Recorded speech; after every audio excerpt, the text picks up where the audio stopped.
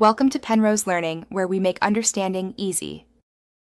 In this video, I will explain why China is facing challenges in the microchip sector.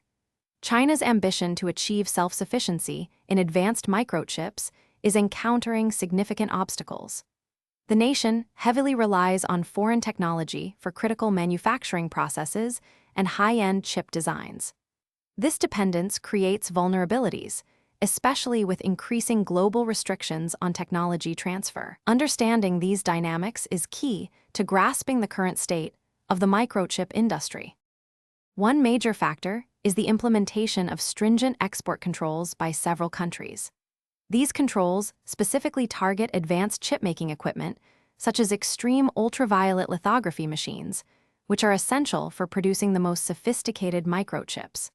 Without access to these specialized tools, China struggles to manufacture chips at the leading edge of technology, creating a significant bottleneck in its domestic production capabilities. Beyond equipment, China also faces a substantial technological gap in core intellectual property. This includes advanced chip design software, specialized materials, and patented manufacturing processes. While China has made progress, it still heavily depends on foreign innovation for these crucial elements.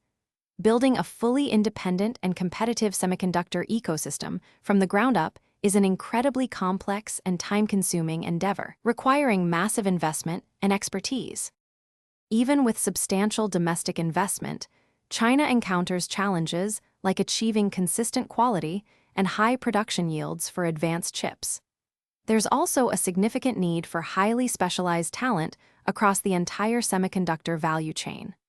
The global microchip industry is incredibly interconnected, making it difficult for any single nation to replicate every aspect independently. Overcoming these hurdles will require sustained effort and innovation for many years to come.